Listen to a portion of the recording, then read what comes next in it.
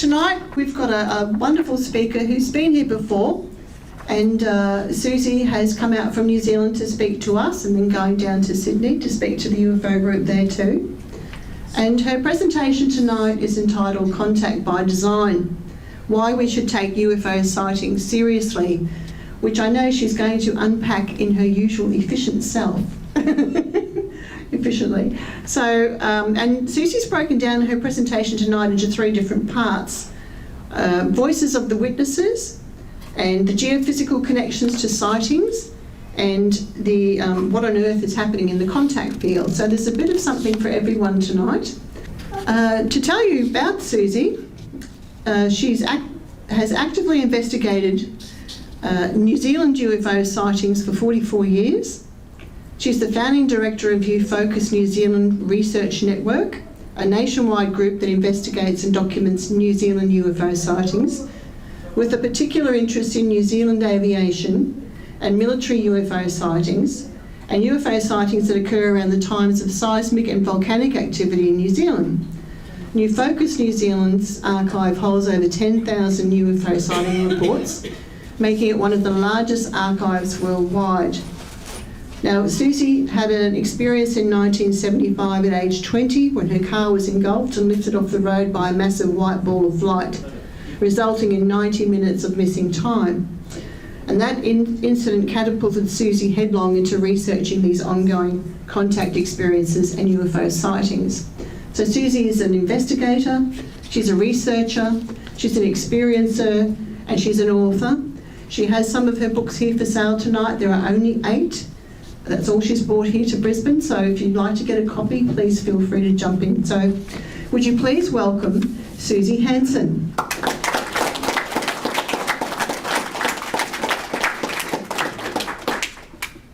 Okay, well, thank you for your introduction, Cheryl, and it's lovely to be back speaking at this group again. I really love speaking to small groups and any size group as opposed to conferences, although I do speak at conferences overseas.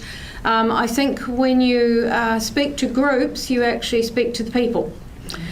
Because most of the people at conferences are there for a reason. Often they're other researchers, or they're already converted over a long period of time. Whereas in groups you get people with, like this, you get people with varying perspectives and varying understandings, and you can have some really good question times, and I feel I'm really talking to the man on the ground as opposed to those who are maybe sometimes got their feet off the ground, if I can put it that way. Oops. Skirted around that one. Okay, yeah.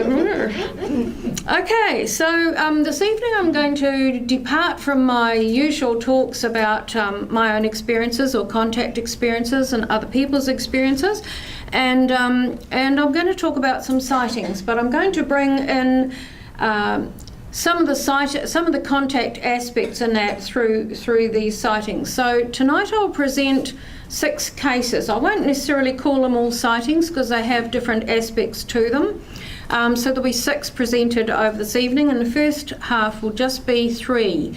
So that should give you some idea of the depth of some of these sightings. Okay, so that's my speech tonight. Why contact by design, why we should take sightings seriously. Now, what do I mean by that?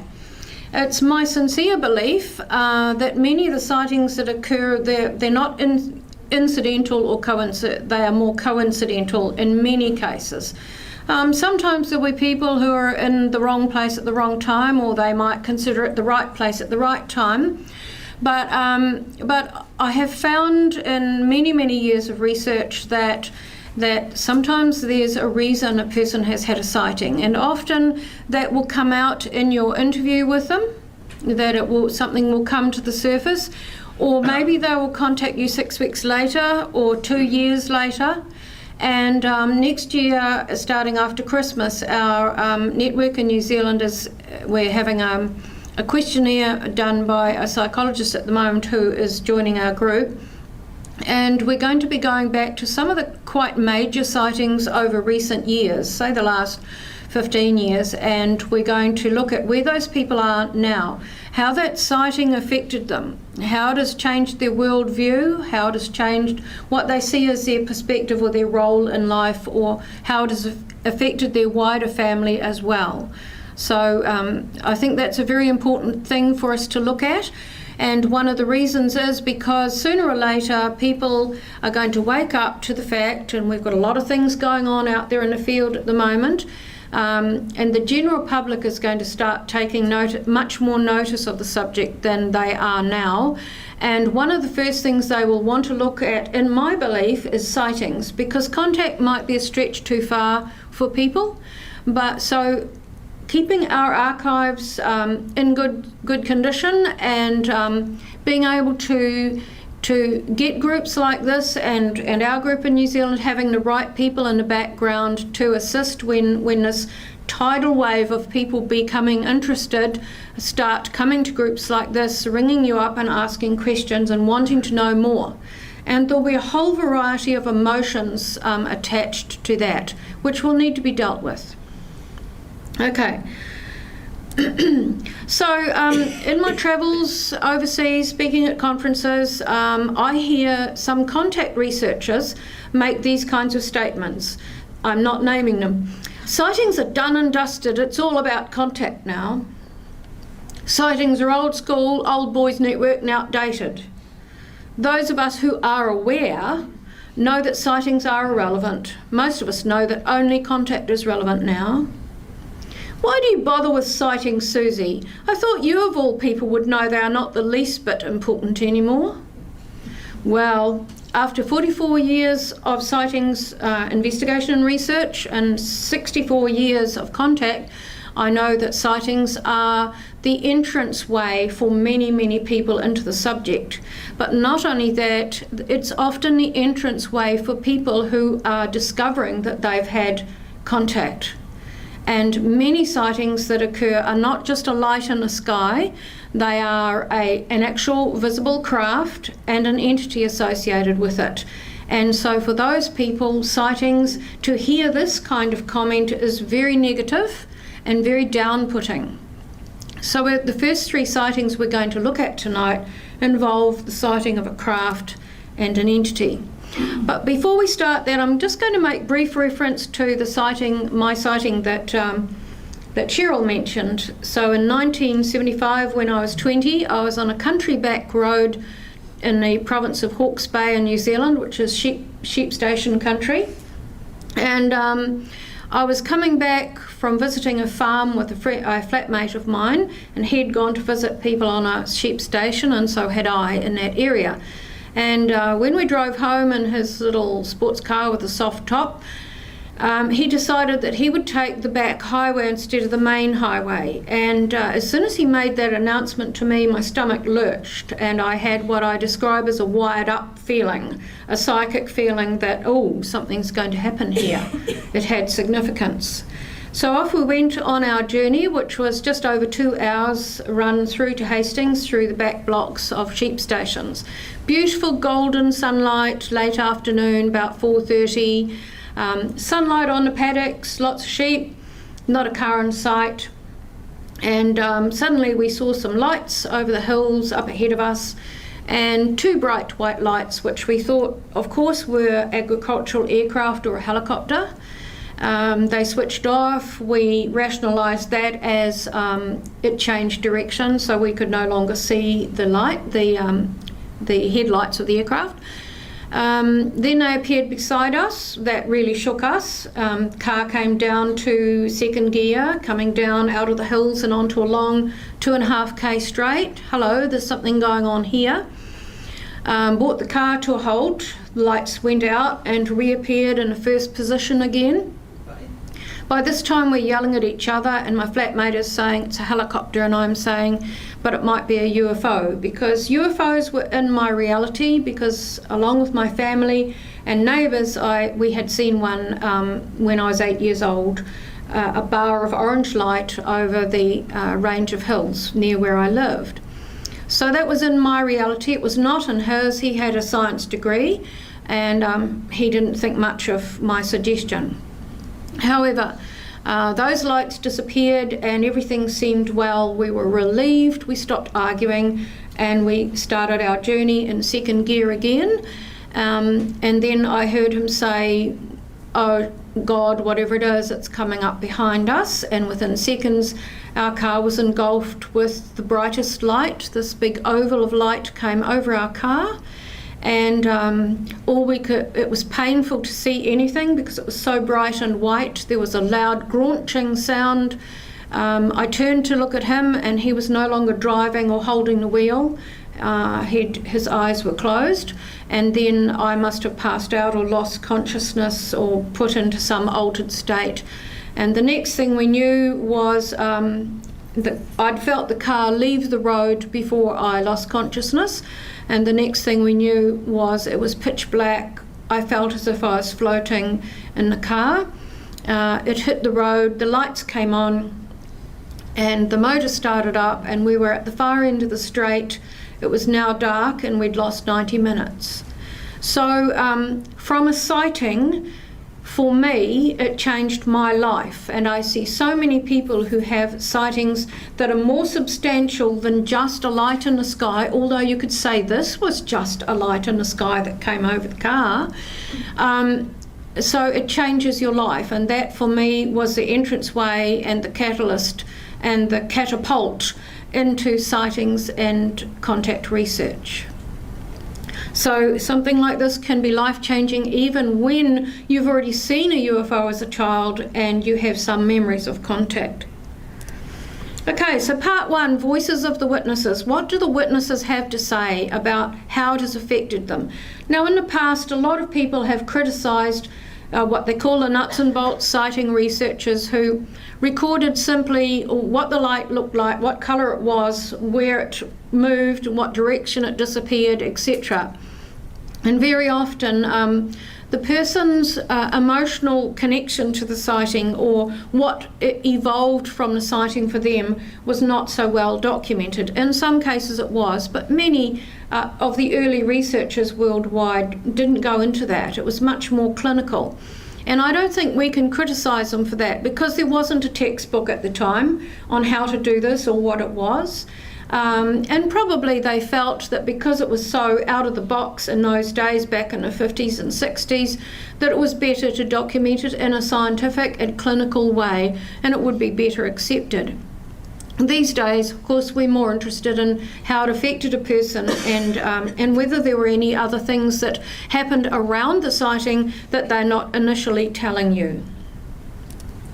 So the first sighting we're going to look at occurred at a beach, a place called Mangawhai, which is north of Auckland on the east coast. It happened in 2012. So the ones that I'm looking at, with the exception of one sighting tonight, are more recent sightings.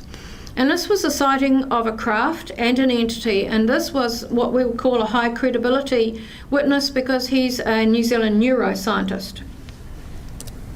So there he is, actually standing out on the rock shelf where he was fishing at about 11:30 at night. And I'll just make it nighttime for you, thanks to Photoshop. So there he is, he's standing out on the rocks, and he's got his bag and all his gear. And he suddenly had the feeling, which many of us have, that creepy feeling when you're out there in the dark and you feel as if you're being watched.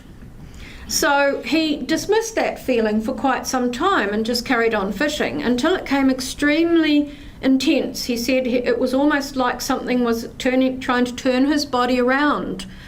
And when he turned around, he saw that back looking towards the cliffs and the beach in the darkness. He saw these strips of light, which he described as eyes, because that's what they looked like. They looked like some kind of elongated eyes, and it was his description. So they came a bit closer to him, and he wasn't the least bit unnerved, because he slipped into clinical scientist mode. And he began to analyse the look of them, and he began to analyse approximately how far he thought they were distant from him, approximately how big he thought that the head might be, and approximately how far apart they might be. and whether or not they in fact were eyes or some kind of covering over some eyes that was emitting light, because he could see the eyes moving around, like walking on the beach or gliding on the beach or whatever. And when they turned sideways, there was like this bulb of green light. When he was looking on, he didn't see it in that way. So there was a lot of analytical thought going on. And he decided that he had observed them from approximately 40 to 50 metres away, that the eye sockets were approximately 5 centimetres long and 1 to 2 centimetres high. They were glowing like green fluorescent irises. He estimated that given the size of the eyes, the head circumference could be around 35 to 40 centimetres, and that the distance between the eyes was quite small. Now, I wouldn't have been able to make those assumptions, but certainly that's what he felt was good. And after a while of watching them, he carried on fishing, which I think was quite brave of him in some respects. And then he turned around at one point and saw these green eyes were now floating up the cliff face. And at that point he realised that they were levitating, they were levitating or floating somehow up the cliff face. And then they disappeared, and it was all dark up there, and then suddenly a group of lights came on that looked like that, photoshopped on the cliff. And accompanying the flare up of these distinct coloured lights was a humming sound like a vacuum cleaner. And he said that he had to think very quickly about whether there was car access up there, because the two white lights looked like headlights of a truck. And so for a minute he thought, well, hang on, is this a truck? And were they actually climbing up a rope or something? All of these thoughts were going through his mind, trying to rationalise what he was seeing. But then whatever it was lifted off and floated past him, making a noise like a vacuum cleaner, and went out in front of him over the sea. So there we are, it's photoshopped in front of him now, and the light configuration changed from lights on top and two big headlights to an L shape with red, white and blue lights. And he said it hung out there about 300 metres in front of him, and nothing happened, and then there was a deadly silence. And at that point he thought, I think I've had enough, and he threw all his fishing gear into his bag and took off. And as he went back onto the beach and around to the point to where there's a small car park, he kept looking back to see whether it was coming in or following him or anything like that, and it was still in the same position with the same light configuration, and he took off. So he contacted us, and this gentleman, I can't give all the details because I'm not allowed to identify him, but we went up to Mangawhai to his holiday home.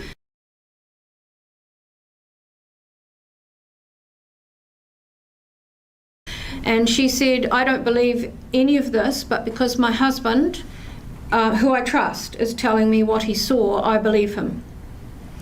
But if she heard someone else saying it, she might have to think twice about it. And I think that is the attitude of a lot of people, that there's some people they'll give the credibility to and others they won't, which is a shame really, because that means a lot of material is dismissed simply because of our perspective of a particular person or their particular profession.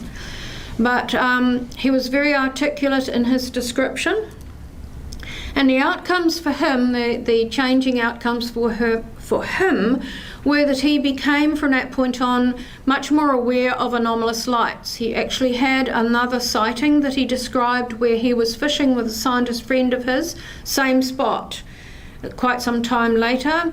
And he said his friend used to annoy him because he talked so much when they were fishing, and he liked to just relax and be quiet, listen to the water and wait for the fish to bite, and the friend just wouldn't be quiet. And the friend lapsed into silence, so he turned to look at him, and he said he was like in a trance-like state. And at that point he looked up and he saw this craft going across in front of them, and as it disappeared, the friend started talking again as if nothing had happened. So there are these things happening around this gentleman for a reason. Some of those reasons I can't share with you tonight because it would identify him, but I can say that he now has a keen interest in UFOs and the paranormal. He believes he has a broadened awareness, so he now sees spirit people. He saw a young girl in the old homestead he's in upstairs and researched the history of the homestead and found she'd died in the bedroom upstairs. He's had the subsequent UFO sighting. He's developing natural medicines and exploring all kinds of alternative interests, and now has a very strong sense of purpose. And he is now, even though he's doing so many things, he is searching for what is the one thing I'm really supposed to do.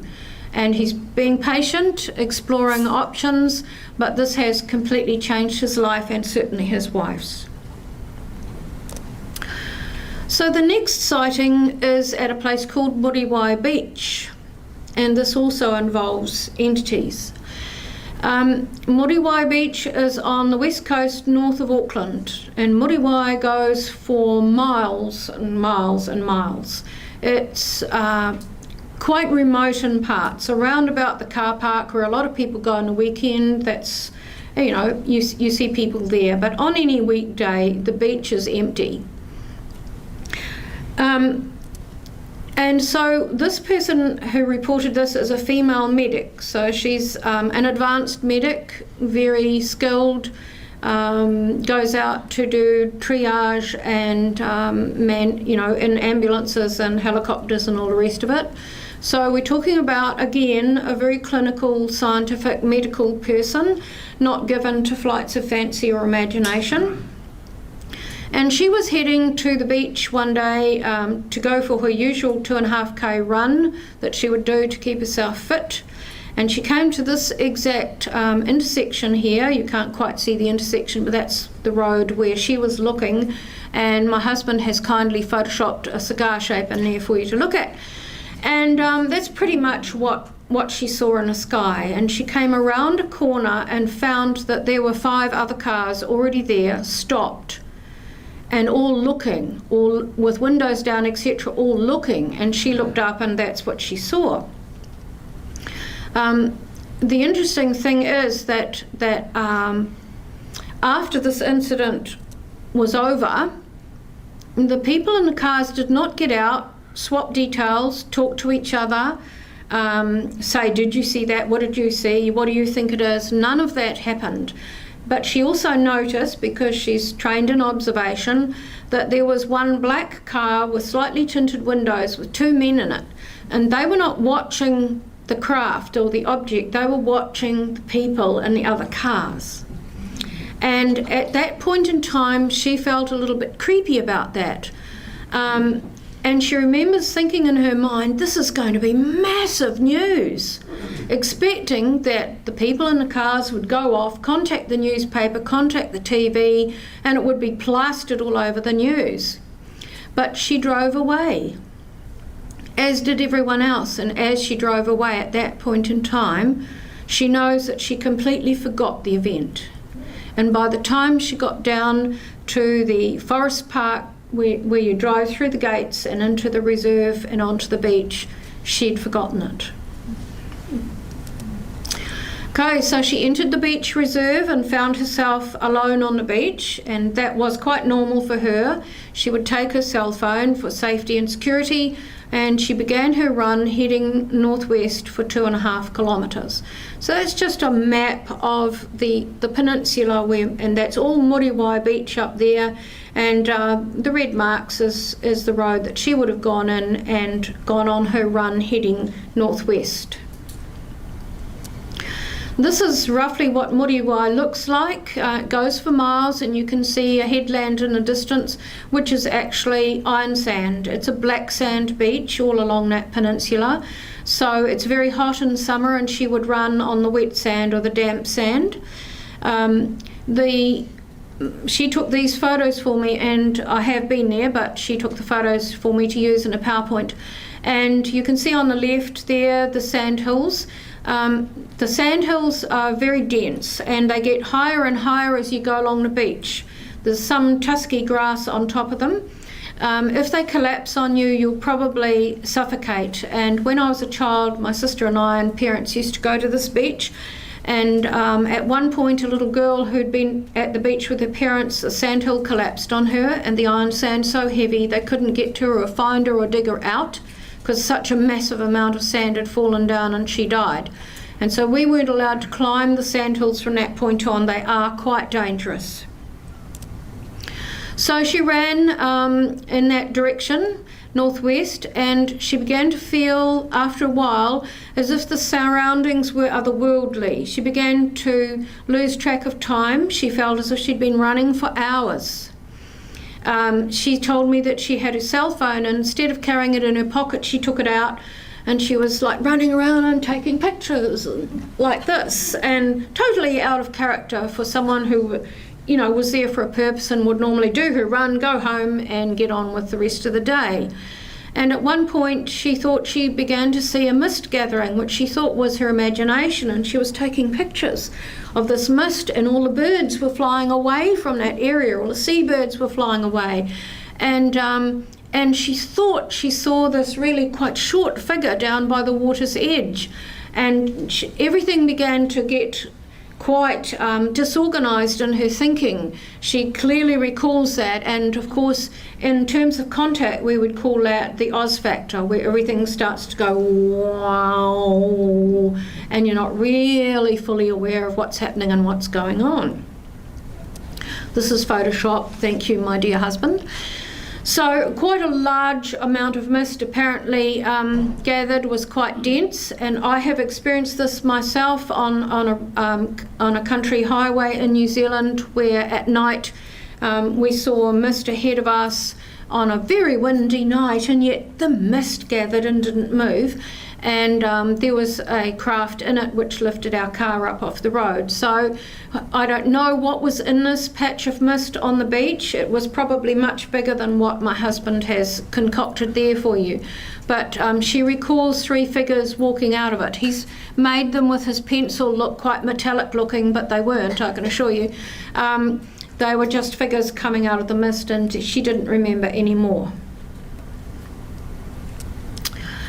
And then she seemed to come to, which is exactly what happened to me in the incident I described earlier, where the car, it was now dark and the car hit the road and we felt like we'd just woken up.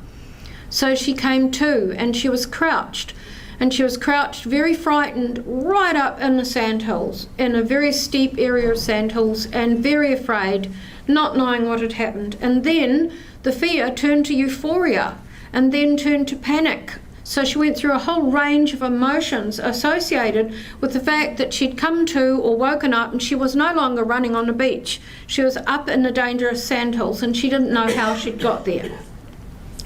She ran back to the car, and once she got back to the car, there was the realisation, of course, getting in and looking at the clock and that there was quite a long period of time had gone. She estimates about an hour and a half, hour and 3/4 to 2 hours. The park rangers said, oh, we were a bit worried about you because they're used to seeing her go in, come out after a period of time. We were worried about you. We were wondering where you were and if you were okay. So there was that confirmation from the park rangers that something was awry. At that point in time, she suddenly recalled the UFO sighting, the cigar sighting. That created more panic in her. She was extremely fearful, called her husband, crying and sobbing, and he said, get home as quickly as possible.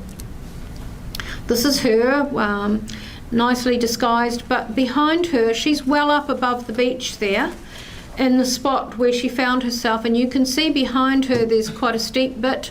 The beach down below may look to you as if it's not very far down, but it is a long way down from where she is, and you can see the steepness and the crumbliness of those sandhills. Now, some curious outcomes came out of this, because this lady contacted me and asked me if she could talk to me about this particular experience. So she actually came down to visit me, and she wrote as much as she could, as soon as she could, so that she got all the information down and the details. But in the interim, before she could come down to my place, some curious things began to happen, which are exactly what has happened to me and to many other experiencers and abductees. So she found that her house was being watched. She would see this dark car, which was similar to the one she saw at the site of the event, that had been observing the people and not the craft. On one occasion, she parked a car down the road. It was out in the country, out of town in a rural area, and she had her pager, her medical pager, on the seat, and she had the cell phone, and the cell phone had the photographs in it. It also had documentation she'd written for me. There were emails and other things, and she had scanned and she'd saved things. And she went into the clubhouse, and when she came out, the car was still locked, but the phone was gone.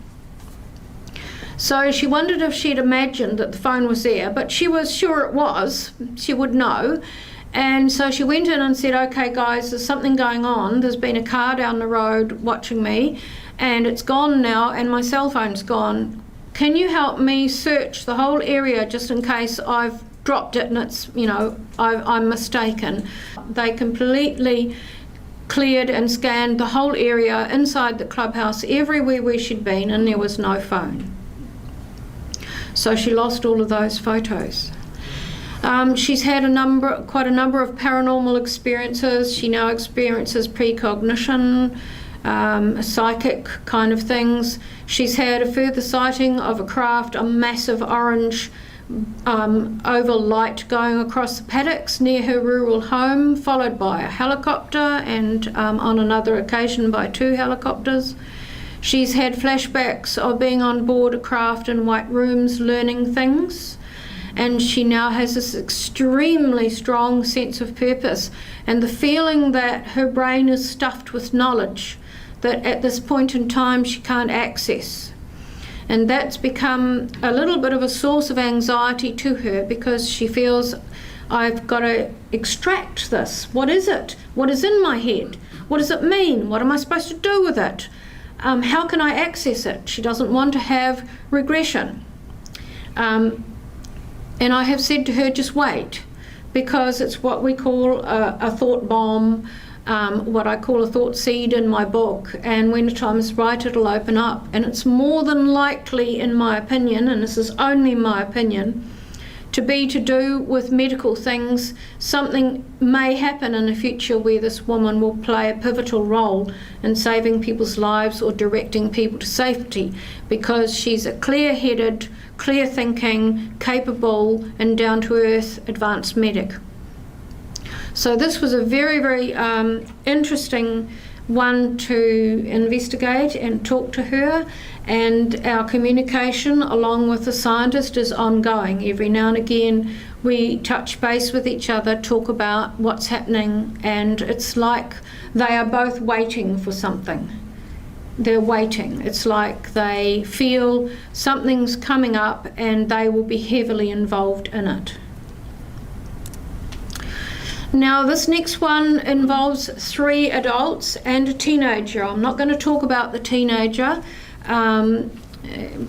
That's because, he's underage and we're just going to leave him out of it. This actual sighting happened and event happened out the back of where I live. I live in the city of Tauranga, and you can see Tauranga on the map there if you've got good eyesight, just to the right of that red arrow. And this was in 2011, and these guys saw a cone-shaped craft and an entity, which I haven't put in there, sorry. And this was a very in-depth sighting that occurred, and it occurred at a time just before a massive period of bad weather in this area, and I'll explain that more in a minute. So at around about that time, we were getting quite a few reports of sightings that were happening in the general area. Now, so we had a lot of sightings out over the sea between 2 particular islands, which I'll be talking about later. And this area is known, the Tauranga area where I live, is I guess known as a hotspot of UFO sightings. I don't really like to use that terminology, but there have been many sightings over the years in this area.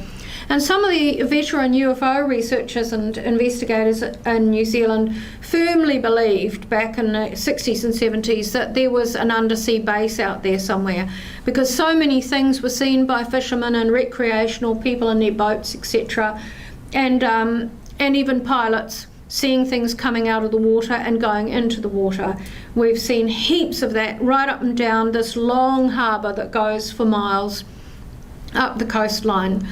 So at this time it was in a newspaper, and I don't know if you can see, but the head of the Skeptic Society had something to say about that, and they asked me for comment.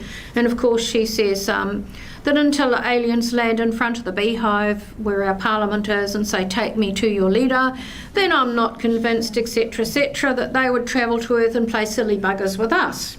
Well, we've got news for her.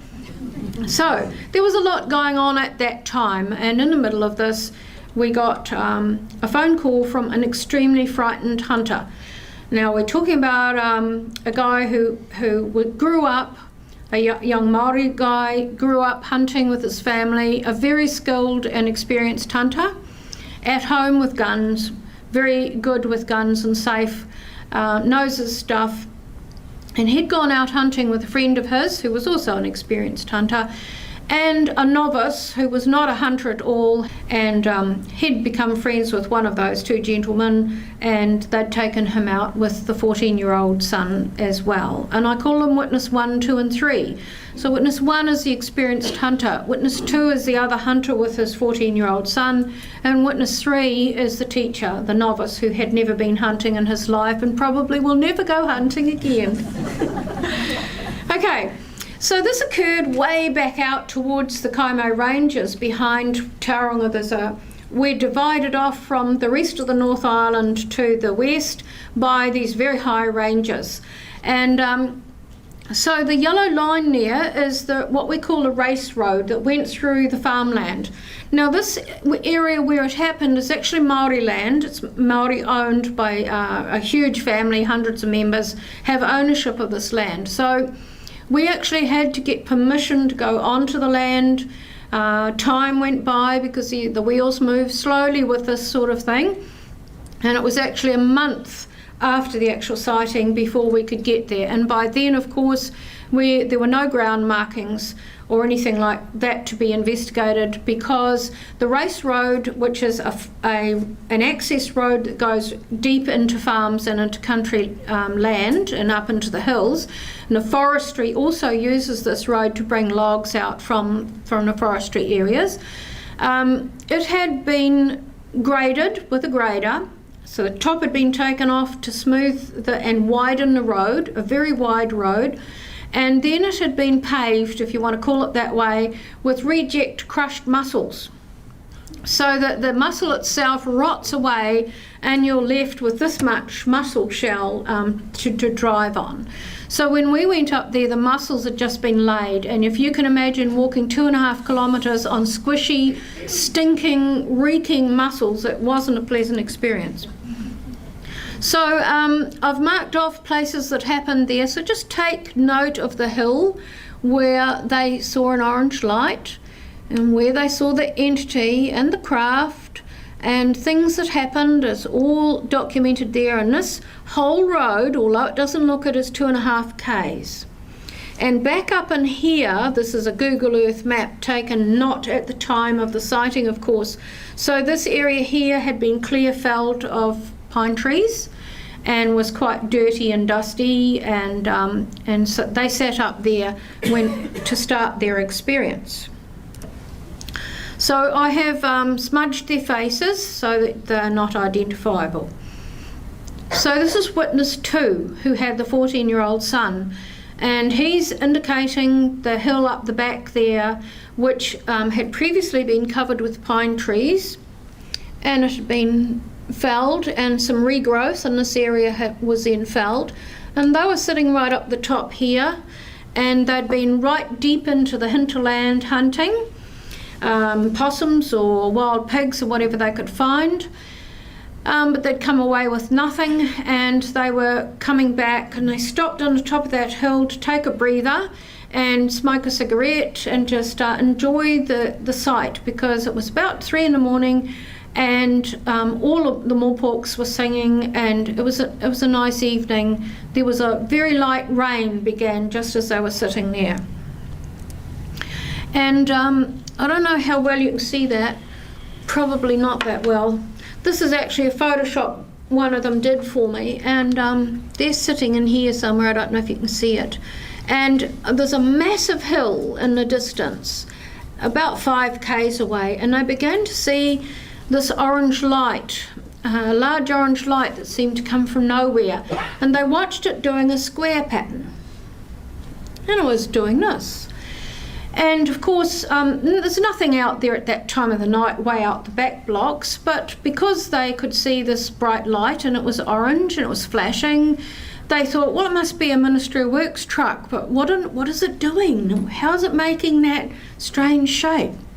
So they sat there and watched it, and the more they watched it, the more they got the willies up them, and they decided that maybe this was another hunter, and maybe this was a bit dangerous. It started to feel a bit scary, so they decided they would descend as quickly as they could down into the race road leading through to the country road, the country lane. And the race road itself had as they were coming down, had a steep hill and bank on one side, and then lots of bush on this side, and then beyond that there were some open paddocks owned by the family with a few cattle in that. So they descended down thinking, well, we'll get down on a race road in the bush and we'll be fine, we'll just make our way through back to the ute and we'll head home. So this is a drawing my husband did showing that light sequence up, across and down, up, across and down, and it turned out, how did that happen? And it turned out in the daylight that we could see that there was a gully there with trees, and it was as if that light was looking for something, was going up over the trees into the paddock, turning around back up over the trees, and we have no idea what it was doing. It's rather curious. So they got down, and here we are. You can see on the right hand side there's a bank, there's a bit of a slip there, trees growing, and on the left hand side some scrubby bush, native plants, few pine trees. And this was where they really started to get frightened, because in the sky there they saw the orange light approaching quite fast and getting bigger and bigger, and then it descended behind the trees that you can see there. And it appeared to them, because it was dark, of course, this is when we took them up to interview them on the spot in the daytime, one at a time, so that they couldn't hear what each other was saying. They had to go in one at a time, so we walked that road several times. And they all were exactly correct, except the teacher from Auckland, who wasn't familiar with this land. These other two picked exactly the same spots because they'd walked this road and gone hunting many times. They knew it like the back of their hand. They knew where the stream was. Even in the dark, they could hear the stream. Yeah, we know where we are. We go on a bit and then we go round the bend. They knew where they were going. And they said that the light, once this orange light descended behind the trees, it then turned to very bright white light. And it was shining all through those pine trees there, glaringly bright. And it would move in amongst the trees, into the gaps at the back of the trees. It would move in, and as they were creeping along the lane, it seemed to know where they were, and it would go out and would come back in again, finding its way in, getting as close as possible. And it got so close to them at one stage, they couldn't see the object itself. They could only see the blazing white light shining from the front of it. But they also saw what they described as a red scanning light, and they called it that because they said it was similar to what you have in supermarkets, where the ladies do the scanning light and it goes brrr, red onto something, and they said it would come out in a half circle, and they could see it clearly, really bright, and then it would go back towards the craft. I don't know what that was. So this is a drawing here of the race road, where they were. Where that bridge is on the left there, they smelt ozone. It got really close to them and they could smell this unusual smell, and then it would come in, keep coming in, trying to find them. So it seemed to them. Take note of that punga tree there. We're going to talk about that in a minute. So the lane would get narrower and wider as you went through the bush, and they smelt the ozone, they saw the light blazing through the trees, and they described their walk through there as being extremely tense, and the tension just got more and more and more, and they began to really wonder, although they weren't verbalising it because of the 14-year-old, they told us later on as we interviewed them individually that each of them was wondering if they were going to get out of there alive because they didn't know what it was. And at one point they decided that they needed to look in every direction. You know, they were trying to find ways to keep themselves safe. So they linked arms, one facing one way, one facing the other, one that way, and then they sidestepped at a run, you know, sidestepping along like this, as fast as they could along the track, stumbling and falling and grabbing each other so they could see all around them. So all of these safety mechanisms were paramount in their minds of how we're going to get out of this and what is it. And when I got to this point, this point in the track is about 9 metres, I suppose, above the paddock. And at that point, I'm just going to move forward one, out in the paddock there was the orange light. It had gone back out into the open there. And they came up to this spot, which was quite open. And there was a bit of a open space to get to the gate and down the road to the car. So this was a crucial spot for them. So they're hiding there by that pine tree you can see between the two, wondering whether they should make a run for it, what should they do. And at that point, there was an instantaneous, is how they described it, approach by the light. So the light 1 minute was way out in the paddock and the next minute it was right beside them. They were absolutely petrified, didn't know whether to move or to speak or to run or what to do. They said they were like rooted to the ground like frightened rabbits. And then it dropped its light. And this is the Photoshop drawing that Witness 1 did of it. He's the skilled hunter. And he's pretty good at observation because he's out there at night and he has to identify landmarks and all sorts of things at night. Very, very observant guy. And he said immediately they saw the white lights in the front, which was like the headlights of a car. The scanning light was still going, and on top it had what he described as a stack of lights. So he drew it like that, like a box-like shape on top of this roughly cone shape. And he's done it a green colour, not because it necessarily was green, but because he said it was highly reflective. And it was casting light somehow on the greenery around it, and it seemed to be reflected onto its surface. So I guess in a way it's like the stealth technology, you know, it can something can hide and disguise itself, or it was just reflecting what was being lit up around it. So that was his attempt at describing what it looked like. Witness 2 couldn't bring himself to draw it, so that's blank. He could not bring himself to put it into a picture.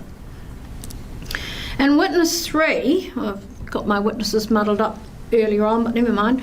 Witness 3, this is how he drew it, and you'll find out in a minute. He drew it very differently. He drew it as if he's looking up at it, with a stack of lights on top again, and he described the same colours, orange lights around the bottom of it, and these two big headlights. And at that point, it moved rapidly down here over the fence and turned and began to come up the race road, which in this part is actually quite wide and open. So it started coming up towards them. And at that stage they decided that they would go against the bank here and flatten themselves. Yeah, so they decided that they would flatten themselves in this area because you've got the bank, and in New Zealand, you know, we've got amazing ferns that grow well over 1 metre and they're 2 metres long, and they've got a little root ball stuck in the bank, and then they just gush out and they're beautiful, and they decided that if they threw themselves into the fern, they could just stand there, hide there, and if this thing came up and they didn't move, it might go past them. So all of these somewhat unusual and illogical thoughts were occurring to them at that time. So 3 of them, the boy and 2 of the witnesses threw themselves against the bank, but the other one fell, and that's a Photoshop job as well. He fell on the ground, and he was trying to use his cell phone to light the area for the others to hide. He dropped his gun, found himself on his stomach, and the craft was moving up the road towards him. Now, he says it got to within approximately 15 metres of him. I don't know how accurate that is. It may not have been that close, or it may have been closer, I don't know. But he swears it was pretty close, because his son started screaming because he thought it was going to go right over the top of his father, suck him up, chop him up or something. 14-year-old kid yelling to Dad in absolute terror. And at that point, the craft stopped and backed off. The moment that boy expressed extreme fear, it backed off, and it just went over the fence and disappeared into the paddock. They were all extremely traumatised by this point, and the only thing in their mind was to get down the road and to the ute, which was parked in a paddock further down the road. So the craft went across the road and over a hillock and disappeared right down low towards the ground. And they thought that that was their best chance to go. And as they were, they saw this.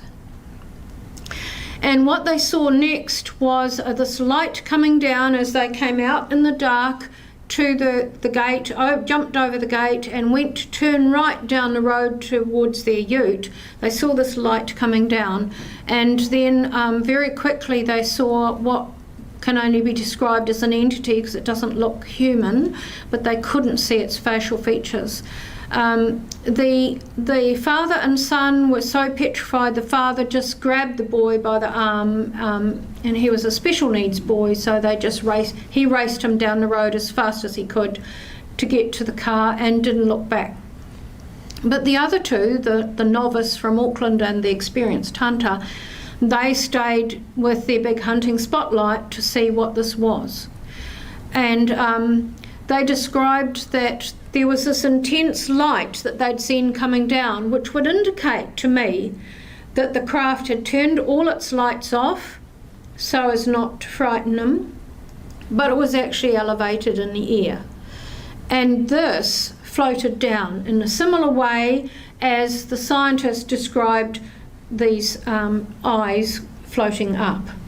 So this floated down, and they could only see it from about here.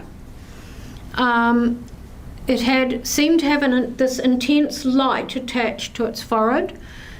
There were dark shadows cast down here, so they couldn't see the features. And when witness 1, the experienced hunter, was describing this, he kept putting his hands. His face went white. His lips went purple, because when he was being interviewed, he was so traumatised reliving it, and he just kept putting his hands here. And he couldn't get the words out, and I'd say, what are you trying to show me? It was dark. Yes, it was dark outside, but what are you trying to show me here? And it took him ages to get out. It was dark. There were dark shadows here. We couldn't see what was there. But in the shoulders, both of them recall seeing this pale pink translucent patches. It was almost like they could see into its body when they shone their spotlight on it. So they got their big, strong hunter's spotlight, and they spotlighted it. And they could see this translucent effect with pink patches appearing to be like veins or something. And it had floated down, and it was curious. And the reason they felt it was curious was because it would sway to one side, and then sway to the other as if it was trying to see past the beam of light or get out of the beam of light. It seemed to be curious rather than fearful of them. And then a communication of sorts occurred in that the experienced hunter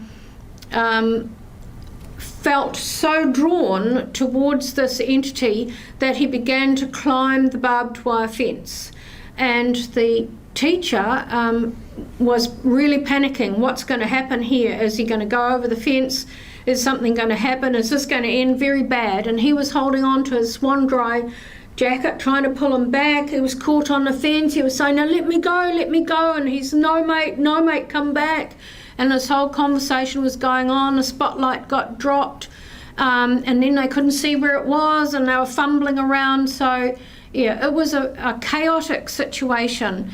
But the number one hunter, number one witness, was saying, "It's talking to me, it's talking to me." And he had to get over that fence and make some kind of connection. So in the end, the teacher got the better of him and pulled him violently off the fence and said, "Come on," and dragged him, holding onto his clothing and dragging him down the country lane behind a hedge. And they got back to the car. They kept shining the spotlight. They'd stop occasionally in a gap in the hedge and they'd shine the spotlight to see if they could see it, but they could no longer see it. So as to whether it had gone or what, I don't know. They never saw the light disappear. They didn't see the light or the craft or the entity again. So they went back to their ute. They locked themselves in. They sat in the dark. They were all shaking, and they were saying, "Did you see that? Did you see that? I saw this. Did you see that? I'm not imagining this, am I? Did you see that? Yeah, man, I saw that." And they shook and were too terrified to even turn the car lights on in case it came back. They didn't want to draw attention to themselves, and they sat there for 25 minutes shaking before they finally thought, "We've got to get out of here," and they started the car. Off they went. That's me standing where the entity stood in a pink t-shirt. So you can see that's witness one. The barbed wire fence is in front, and he was not very far away from it. So we had a clinical psychologist who works with us look at the video interviews we did, and she said, along with a lot of writing that she wrote about what she'd observed, she didn't interview them personally, but she looked at our interviews. In my opinion, the 3 interviewed individuals each displayed and reported behaviours indicative of or similar to post-traumatic stress, very common when you're interviewing some witnesses. They were unable to clear their heads of the unpredictable and inexplicable experience. I believe these men witnessed a life-changing event, feared for their lives, and will remember the experience for the rest of their lives. And when we interviewed them one at a time, we said, "Where would you like to sit?" We interviewed them in the home of the hunter. "Where would you like to sit?" And the 2 hunters, they both separately made the same decision, which is very common with post-traumatic stress, and that is to sit in the corner with your back to the corner. And then you're safe, and you can see everything in your room. Their faces went white, their lips went purple, and they were like this the whole time. So outcomes for witness 1, that's the experienced hunter. He opened up afterwards, sometime after that, that he had childhood memories of contact experiences that he'd never talked to anyone about but his mother. And this is the one who felt the entity was trying to communicate with him.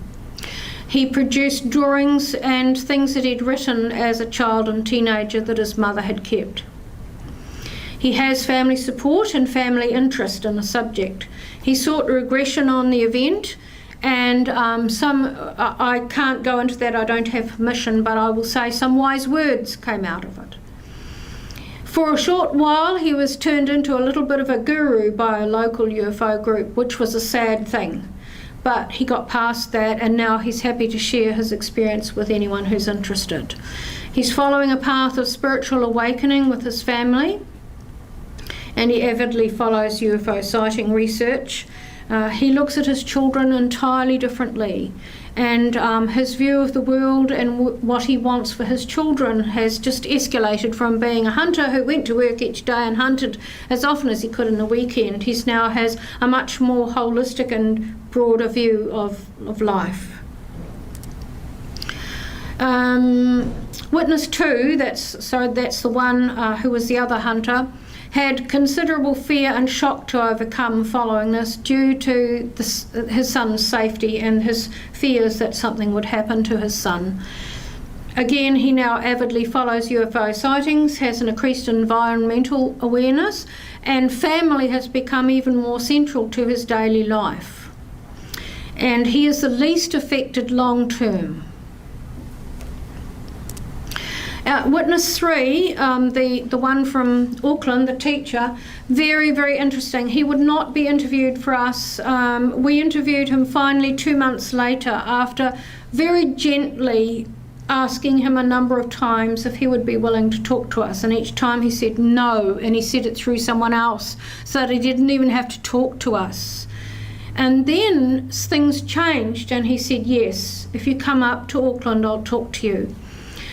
This interview, which is quite long, would make you cry because you see the huge impact that this had on this person who was a staunch Christian belonging to the Tongan Church. And the entire family were staunch Christians. This contact and seeing a UFO would be considered to be not very good. He was afraid to tell anyone. He lived in terror that it could happen again. He was afraid to tell anyone in his family in case he was cast out.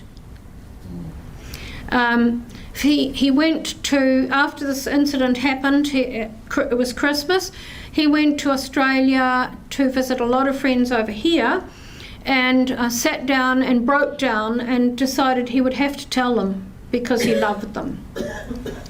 And they all cried, and several of them said, there must be something about this family because I've seen something too. I've experienced something too.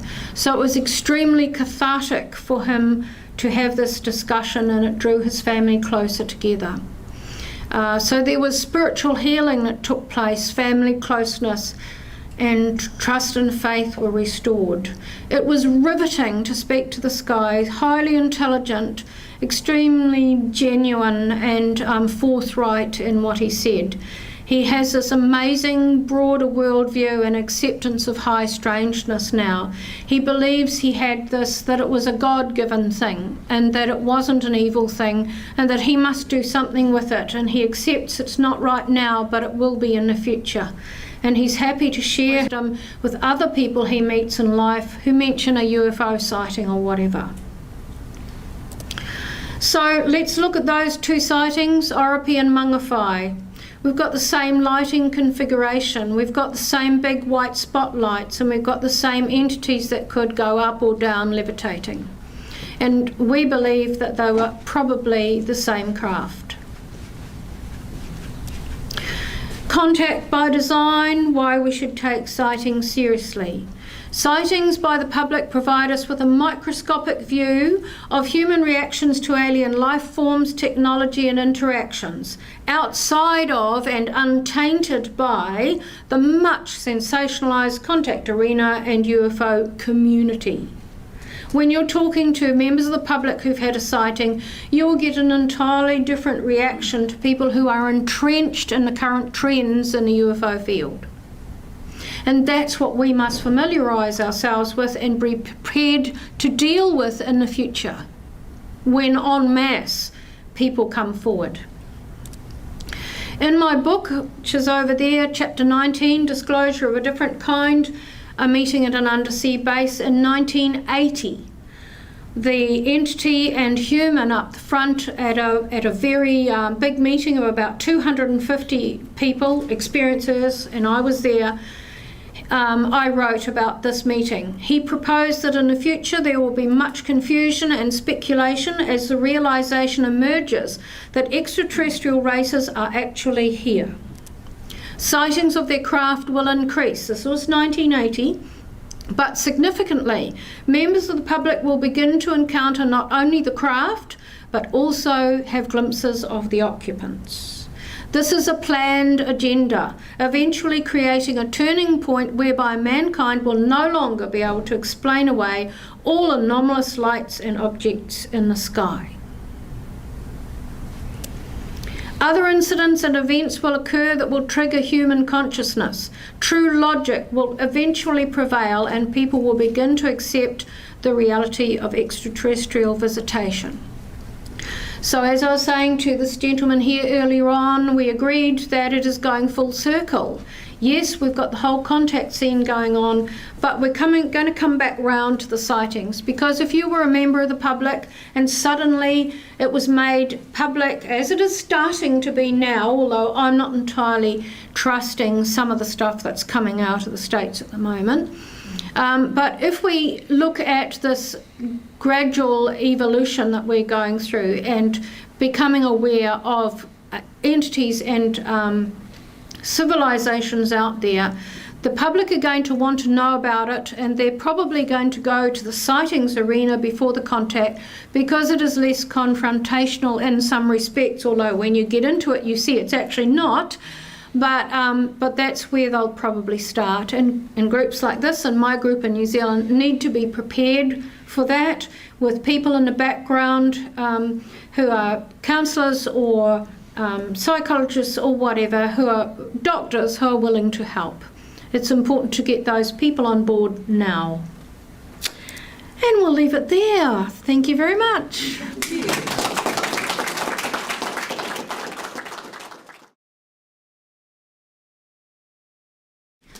So, changing tack again.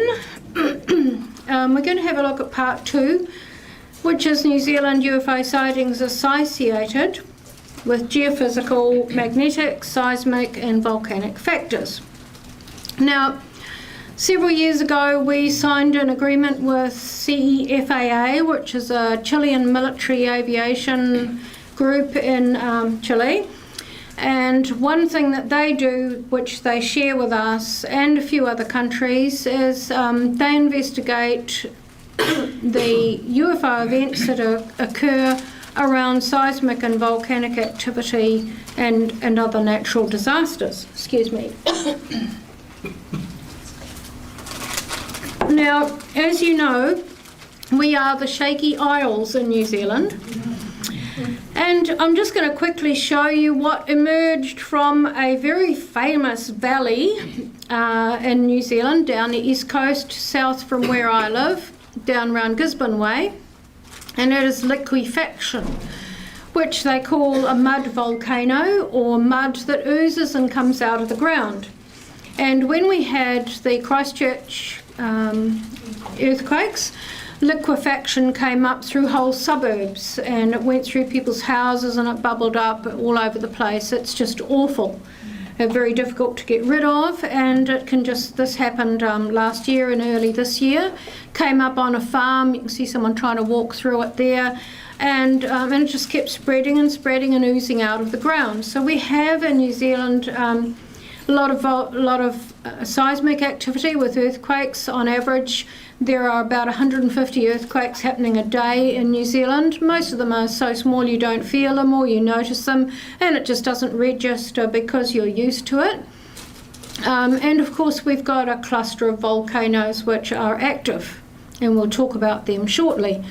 And as I think I have said to this group before, 10 days before the Christchurch earthquakes, we started to get UFO reports.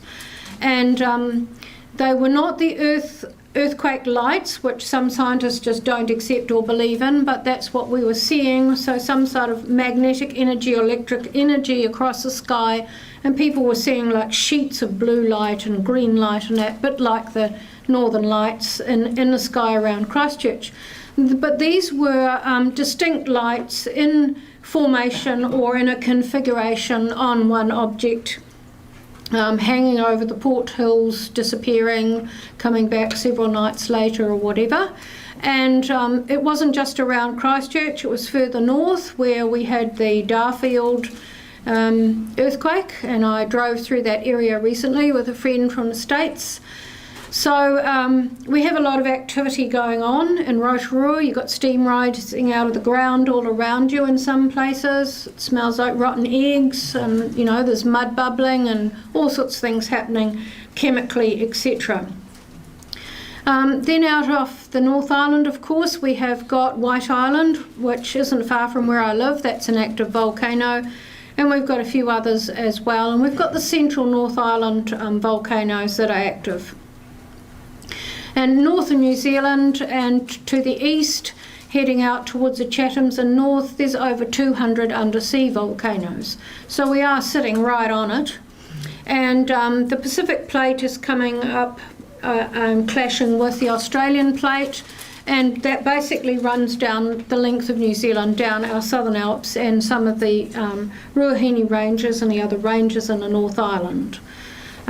Lake Taupo was a giant caldera, so that's 26 kilometres long and very wide, and that was a volcanic crater. And when that blew, the glow in the sky was seen centuries ago in China. So we are sitting right on top of it. Okay, so in this section of my speech, I'm also going to make some reference to Bruce Cathy, the late Bruce Cathy, who was probably reasonably well known in Australia. He didn't ever, unfortunately, get the respect and acknowledgement that he should have had in New Zealand, but he was quite well known in the States and other countries. I still get inquiries all the time from people overseas wanting to know where they can get hold of his books, because he was quite a prolific writer. And he was an advanced mathematician who had worked out what he called grid system, a magnetic grid system around the planet. And he believed that where there were intersections or certain lines, that's where there was the magnetic frequency, and the equations that he could align with that were where there were a lot of UFO sightings. And certainly in New Zealand that has proved to be entirely correct, and you'll see 3 of those tonight. He was visited by the CIA, who said to him, we've worked out the equations too, and you're almost there. You're just a little bit off in your equations, but you're on the right track. And they wanted him to go back to the States and work for them, and he said no. So he was a retired airline pilot, and he had some sightings in New Zealand, and that's how he became very interested in it. And that's him on the left there with Harvey Cook, who was a friend of mine for 20 years. He was a veteran UFO researcher in New Zealand. So this is the original 1965 Cathy grid that he formulated. And you can see some circles that he's put on there. This is from a very old book he wrote, and you can see that at that time there were a lot of UFO sightings occurring on those grid intersections or on the lines. And this is certainly true. You can see up in Tauranga here where there's a circle and the line that goes right across the Tauranga area, and then further up the Kaipara line. So we're going to look at some sightings from those areas there. And first of all, we're going to look at the Kaipara, what I call the Kaipara line of the grid, and that has some geophysical and energy anomalies in that area. So we're talking about not only areas that he had formulated through mathematical equations where there were certain anomalies in the magnetic field, but also there are geophysical anomalies in those places. So the Kaipara Harbour, we have had umpteen sightings over the years from the Kaipara Harbour area across that line. And of course the one that I talked about earlier on, Mangawhai, with the neuroscientist is in that area. And Captain Cathy was flying his NAC aircraft over the Kaipara Harbour a long time ago, 68, 69 I think it was, and he looked down and he saw a submerged object, which at first he thought was a whale had got into the harbour, but it's a very shallow muddy harbour, and this was just sitting on the bottom, and it looked like a submarine, but it wasn't a submarine. He went to the Navy and did investigation, and they assured him that nothing like that could get into the harbour because it's shallow and muddy. And so he believes he saw a submerged USO in the sea, and that really got him sparked onto the subject. Okay, so we're going to have a look at the Kaipara line and one particular place on that Kaipara area called Dome Valley. Now, in New Zealand, Dome Valley is very well known for a whole variety of reasons. One of them is that it's kind of a twisting, turning, narrow valley that's about 20 kilometres long that you pass through on the way up north, because that's quite a small isthmus of land there that the Northland is attached to. And this valley has long been known for strange things happening. We've had people go missing there, hitchhikers, etc. We've had many car accidents in the area. We've had strange lights, particularly electric blue lights, showing up in this area. And we have, Graham, my former colleague, and I have spoken to train drivers who go through that Dome Valley at night on taking the freight train through, and they said it's a case of, well, do we draw straws as to who gets the night shift, because they didn't like going through there, it was creepy. So there's been a lot of sightings around this area, and interestingly, 5 kilometres from where this particular sighting happened, you've got the massive spy domes up in the small town of Warkworth. Up on some hills there's these big round communication domes, generally administered by the Americans under the guise of being a New Zealand communication centre. And you can't get within distance of them. They're gated and fenced, and it's all very hush-hush.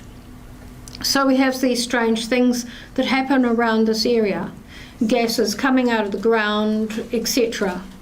And this sighting was just made by a resident in that area who lives right in the very heart of the valley on a very narrow area of the highway. This is a photograph I took from her back yard, or outside her house I should say.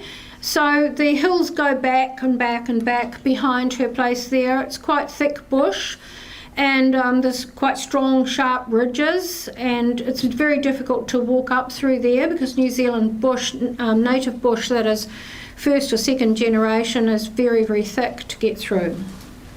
And this is the area this sighting took place. So what happened is that she was up late watching television one night, and suddenly her entire house, her husband was upstairs asleep, she was watching telly, and her house was illuminated inside and out with an electric blue light. She heard this terrific noise and immediately thought, a meteorite. Then there was this terrific explosion up on the hill behind the house, this one over here. Sounded like an explosion, and so she rushed and woke him up and said, a plane's crashed, something's happened, something's been on fire, there's some electrical thing, we need to call the police or call the ambulance, something's going on. They rushed out the back expecting to see the hillside on fire, and there was nothing. That was really shook them, and so they locked up and went to bed. And then the next night, the same sort of thing happened. He's gone to bed early, she liked to sit up late, and she heard this terrific roaring noise. And that's her out the back with her cat, and she's pointing up into the sky where this happened. And the reason I've put this picture up is because you can see right off her back landing how thick the bush is there. It has relevance. Okay, so coming down over her property was this massive black triangle, and she was looking at the underside of it. It was an isosceles triangle, and in each corner there were what she described as red rings, and coming from these red rings dropping down and oozing down as to whether it's some kind of plasma or what it is. She thought it was molten metal falling off it, but of course it couldn't possibly have been that. There would be nothing left of the craft by the time the event had finished. But it has that appearance, and we've had a number of other sightings reported to us over the years and over the decades. In fact, talking about the same thing, coming from circular craft, but this one was from an isosceles triangle. And you can see that there are some strips. She's made the model there, and underneath there you can see some whitish silvery strips. She said that was like fluorescent lighting. Fluorescent lit. It was lighting up the bottom of the craft, which then gave it an orangey red pearly glow. And in fact it could have been a dark craft colour underneath as well. So there we are, I've already said that bit, made a loud roaring noise, which made her think it must be not a UFO but a man-made thing. Because most sightings of UFOs are quite silent, or they make a humming noise or a buzzing noise. But hey, that light that came over my car and lifted it off the ground made the most horrendously loud grunting sound that then rose to a high pitch until every atom in my body was vibrating, and that's probably when I passed out. So it came down, and here she is out on her balcony thinking, what the hell? And it came around and it went right up that ridge where the night before something had fallen on the ridge, on the hillside. And it circled around and it circled around, and she said it was painfully slow. She thought this thing is going to fall out of the sky and land on the hillside. It was so painfully slow, and as it turned, it didn't need to turn in a massive arc like an aircraft. It just pivoted, round it went, making this roaring sound. She said like a Harrier jet, round it went, then it came down, it went really painfully slowly round behind her house, and it went right up this ridge line where there's one of those microwave masts or whatever they are, and then it disappeared from there. I'll just have a peek at my next slide. Okay, I won't tell you that bit yet. Okay, so, and it disappeared from there, and I'll tell you about that in a minute. So she watched it for several minutes while it was whirling around, and she said it seemed to be searching for something in her mind. So that's the patch of sky where she was watching it, going behind the trees and going around and swooping and turning in circles. And she's holding that up to show you roughly the sort of what it looked like in the sky as it's moving around. And when it left, it went up the ridge line to where this mast is. That's her television aerial, but to where this big mast is. And she said it hovered beside that mast, and she watched it. She said, so I said, roughly what sort of size did it look like? And she estimated, it was only an estimate, that it went from the size of a New Zealand telephone book, which is about so big, in the sky, to the size of a bottle top in a split second, and was gone. So for this woman, this was a very negative and frightening experience. She was convinced that the military were involved, or they were going to come and get her because they somehow knew that she'd witnessed this. They knew that where her house was. And the interesting thing was that in the dead of night, she said there's nothing goes through the valley in the dead of night, just the occasional vehicle. But just prior to this coming, she heard two very large lorries, like a military lorry, go past her house in tandem, very slowly along the straight past her house, and stopped at the end. And where they stopped would have been directly adjacent with this hill where this blue thing came down and where this craft or aircraft was circling around. So that was an unusual coincidence. We don't know what the relevance of that might be. She is privately interested in the UFO subject now, but she's more into observing all the conspiracy theories. What's happening with the government? What's happening with black triangles? Are they ours? Are they theirs? What are they going to do? And will one come back? And she's not willing to speak publicly to anyone about this. It took us some time. After she'd come to us, she expected to be ridiculed. And she wasn't, of course, but a lot of people think that they're going to get ridiculed by the very people who investigate these things. And she's been very fearful about it. And to some extent has now distanced herself from us. We occasionally keep in touch, but it's like she's put this little barrier up now. Very, very nice lady, and she was very afraid. But the interesting thing was that after this event, their fax and their telephone and nothing seemed to work. So they got someone in, a tradesman in, to have a look, and he said that her lines were burnt out for 5 kilometres. and the inside of the fax machine had melted. So something quite startling was going on there, and they had to do a lot of work to repair that. And of course, where she is about 6 kilometres from the that big communication centre ball that's up on the hillside. So we have had quite a number of black triangle sightings. I got taken up on board one from on another occasion when my car was lifted off the road, and I drive past that site every time I go over to the City of Hamilton for an appointment.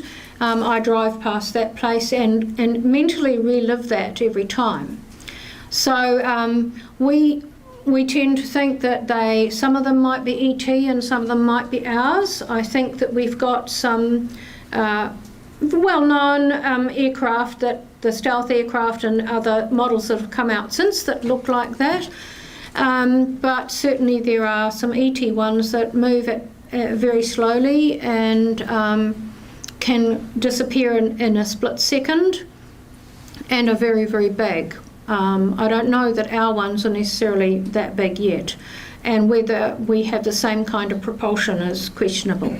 But of course there's a lot of people coming out now saying that we have. So this was quite an interesting sighting because it had a very negative outcome for the witness, but it happened in an area where strange, unusual and creepy is the only word, things happen on quite a regular basis. So we have no immediate explanation for this one, it just is. Okay, so now we're going to have a look at the Central Plateau line, which is your seismic volcanic area in New Zealand. And that runs right across Rotorua, takes in Rotorua, Lake Taupo, the central volcanoes, and goes out the other side where, just north of where there is a valley called the Waimata, where I showed you earlier on that mud volcano or liquefaction has come up this year. Now, that whole area oozes oil. It emits gases and chemicals. You have the volcanoes at play, and you have lahars and seismic activity, and Rotorua, of course, is very well known as the centre of seismic volcanic activity, and that's the tourist mecca who go and look at the bubbling mud pools. So there's that image of New Zealand with the plates going up underneath each other. The Pacific plate is diving down under your Australian plate, and that is what is lifting our Southern Alps. They are changing all the time, and it goes on up this area and up to this Central Plateau area. So this occurred in the Tongariro National Park, which is the park around the three volcanoes, Ngarohoi, Tongariro and Ruapehu. And National Park is an area that's very desert-like. So you've got a lot of low scrub, very hard dirt, wild horses, scrub, and it's not really a very nice place to be. It's very volcanic feeling about it. And there's a village there, of course, because that's where your ski resorts are around that area. So there's a huge influx of people over winter. The sighting was made in March 2007 by a policeman and a hunter. And they were going out just spotlighting because they'd heard that there were deer and other things coming in close to the village. And they were just going out at night over the terrain in a big vehicle with a huge spotlight on the roof that they could operate from inside the cab. So this is roughly what the area looks like. That's Ngarohoi there on the right with the mist cap. And you can see that it's quite desolate. It's dark and scrubby and inhospitable. And that's what the area looks like. So these guys came over the brow of a hill in this vehicle, and they saw what they thought was like a pale coloured tent with some window kind of things in it, and they thought that there was someone inside camping with lanterns going inside, lighting up out the tent windows. And of course, they had to question their logic on that, because who on earth would go out camping in that inhospitable area right by the volcanoes? But that was the first logical thought that came to their mind. And then it started humming, so they jumped out and the guy jumped on the side of the car, angled the spotlight at it, and it was actually a craft. And it rose off the ground just a couple of feet. It had large orange lights alongside, and it was a trapezium-shaped craft. Had a large area of gold light on top, and once again made a sound like that humming vacuum cleaner sound, and it rose up and just went past them. As soon as they put the spotlight on it, it went past quite slowly and casually and was gone. Now, as I've said, we often get these sightings occurring before seismic and volcanic activity in New Zealand. And when I say sightings, I'm not just talking about lights in the sky, people seeing specific configurations of lights that are on a moving object in the sky, or they actually see the shape of the object. And this sighting occurred 10 days before the Mount Ruapehu Laha. Do you know what a laha is? Okay, so it's when the crater lake starts really boiling and it spills, and it's filling up with ash and cinder stuff, and it's black, and the volcano is covered with lovely pristine white snow, and all the skiers are up there, and then it boils over the side and it goes down the side of the mountain, and it can have such a flow that it will keep going down into the rivers and down through the land, and it can make a real mess. And there's been people who've nearly been caught in it, and on one occasion it rolled a train many years, some decades ago, the Tangiwai disaster. It rolled a train and a lot of people died. So this sighting occurred 10 days before the Laha in March, and 13 days before Mount Ngauruhoe, the one I showed you before, rumbled. After 30 years of sitting there quietly, not rumbling at all. So that was quite significant, because Ngauruhoe is usually very quiet. Occasionally you'll have a puff of steam come out the top of it, but it's usually quite quiet. It's not very active like Ruapehu is. So then Ruapehu erupted after that in March 2007. It was a massive eruption. And the lahars, as you can see, were spilling down the sides of the mountain in all directions. So what can we draw from this? And the research done with our colleagues in Chile is that someone is watching what's happening to our plates.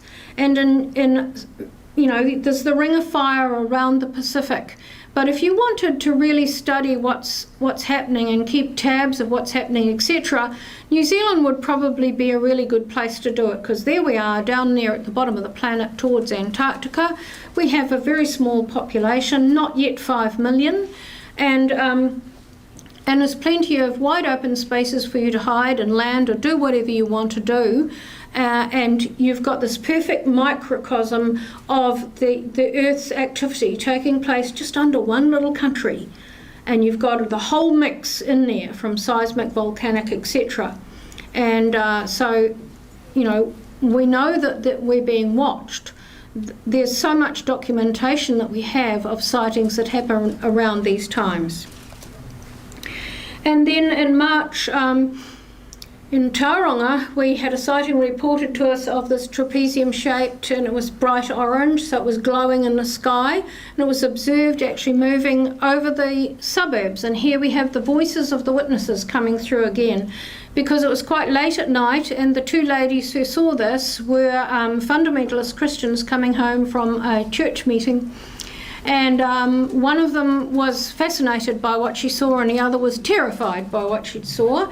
And the terrified one didn't want to talk to us, but the other one was quite happy to talk to us. And once again, we have this change of perspective take place with that particular witness, because she'd seen something with her own eyes.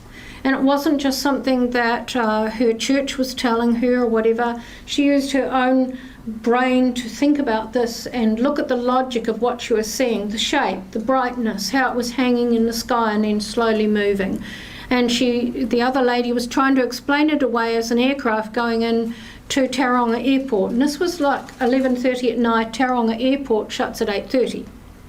So even though people know the airport shuts at 8:30, they will cling to the idea that it must have been a late flight. It was coming in from somewhere, it was just late. And that's what it was. And I'm happy with that explanation, so don't try and change my mind. And that's how it goes. And interesting, look at the face on the little stick figure there. This was drawn by a witness who also saw this in Tauranga on Monday the 19th of March. Shock, horror on that face, obviously. Now, this wasn't strictly a trapezium shape, but we always allow for misinterpretation by the witnesses. You know, sometimes it's a good thing to get a slightly different detail from a group of witnesses who've seen something, because if they're all absolutely identical, you do get a little bit suspicious. So this is a separate sighting. We see it as a separate sighting because it's a slightly different shape, but we could also allow for the misinterpretation of the witness of its shape. And then look at what happened around about that time. So these sightings occurred in March. In February and March, there were earthquakes right throughout the central North Island. At the same time, White Island, off the coast where I live, the crater lake temperature was rising very rapidly. And when that happens at White Island, you get really scared, because if the crater lake rises and it starts bubbling over the crater into the sea, and the crater wall, which is very low towards sea level, breaks away, which we live in fear of it happening, breaks away, you have an eruptive state. And where I live, if White Island blows, we have 10 minutes before the tsunami hits. And most people would not get off the Mount Maunganui Peninsula or off the lowlands of Tauranga. And get this, the local council, in their wisdom and kindness, built these beautiful wooden decking bridges that go across the swampland behind the peninsula towards the hills, so that when a tsunami's coming, you've got 10 minutes to run across the wooden things because you can't take your car, and climb up the hill. What about the mums with little kids and prams and babies and old people who can't run? And drown. Yeah. So they put in an early warning system all along the coastline. It cost hundreds of thousands of dollars, and when they tested it, hardly anyone could hear it. Has it been replaced? No. Okay, we'll just go back there a minute. So, February the 22nd, Hauraki Gulf in Auckland. That's the gulf where all the islands are off the coast of Auckland, the city, our biggest city with 1.5 million people. A third of our population lives in Auckland. They had earthquakes in the Gulf, first time for a very long time. And of course, sitting right in the Gulf is, the name escapes me, Rangitoto Island, which is an active volcano. It's sitting quite dormant, just steaming and heating at the moment, but in the past it has blown big time. 17th of March, the Mount Ruapehu Laha warning went out, so skiers were banned. 18th of March, Laha flows over the crater edge. 20th of March, there's a swarm of over 100 earthquakes centred around the volcanoes. 21st of March, seismic activity under Mount Ngarohoi, the pointed cone-shaped one I showed you before. And in April, numerous earthquake swarms. So right through that period of time, there was a lot of activity happening. Is someone watching it? I would say yes. So now we're going to look at the Tauranga line, and this is, the Tauranga line is where I live. It's where the hunters had their sighting. This is a huge water catchment area. There is underground thermal activity, so we have a lot of hot pools we can go to that are thermal. And a lot of people in the area talk about ley lines. And certainly in the road that I live in is a country road that starts down towards the sea and it winds up into the Kaimo Range. It's quite a long road, and it's all countryside, orchards and farms, etc. And you've got a huge amount of water coming down out of the hills, running through streams and down into rivers. And this road that I live on, it's funny that I've ended up living there because there's been a lot of UFO sightings on that road. I've had them myself, which I'll talk about in a minute. But me and my eldest son's friend from school looked out her window one night when she was in the 7th form up late studying, and there was a circular disc going past their house. My neighbour across the road, we went to his place for a neighbourhood watch barbecue, and he suddenly said, I got up late one night and couldn't sleep and sat out by my pool, and this bloody UFO went past in front of me. So there's something about this road, and is it this ley line thing? Is it the attraction to the water courses that are there? I don't know what it is, but it's very well known for sightings in this area. Okay, so this one is the earliest one I'll talk about tonight, and it's the last one because I'm running out of time, am I? No. This happened in 1995, and it was a sighting of a silver sphere. And this was sighted by my very dear friend and colleague in UFocus NZ, who passed away in 2015. Graham Opie. He was the senior air traffic controller at Hamilton Airport for many years. And it was also seen by the harbour pilot boat captain, who of course is trained in meteorology, as Graham was as an ATC. So we've got two people who saw something in the sky who are high credibility witnesses. Okay, so there's my colleague Graham, ATC for many years, and passed away from bone marrow cancer, probably from sitting by that radar screen for 33 years. Now, in our area, off the coast of Tauranga, we have two volcanoes. Mare Island, known as Tuhua, and that's out off the coast of Tauranga to the left. You can see it. It's a big landmark. It's about 27 kilometres out. It's massive. It's the cone of a massive volcano sticking up out of the sea.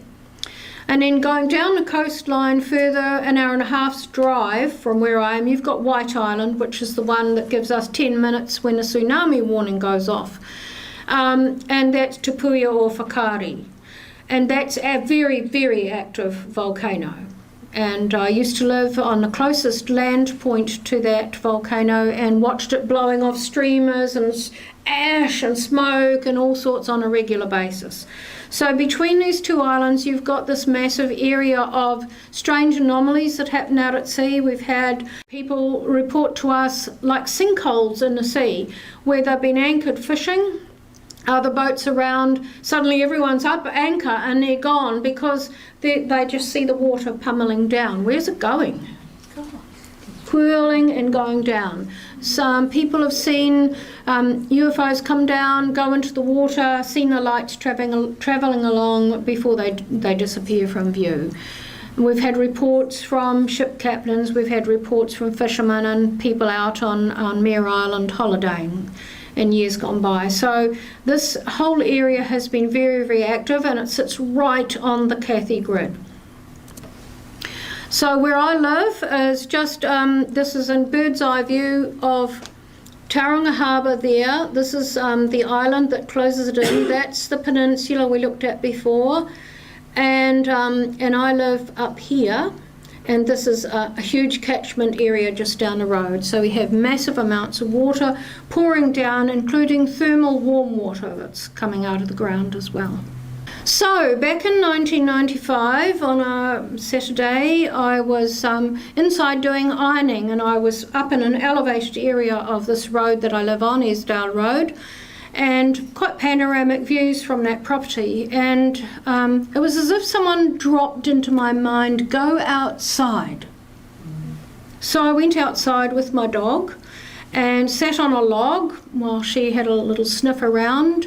And the next thing I saw coming down the valley, because from my property went down into a steep valley and up the other side, coming down, right down that line, was this massive apple green ball of light, huge thing, just like that, right in front of me down the valley like that. So as I'm watching it going down, something is caught in my peripheral vision, and I turn and look and see this massive orange sphere with a tail behind it coming down. My first thought was meteorite, but that was not a meteorite that went past me.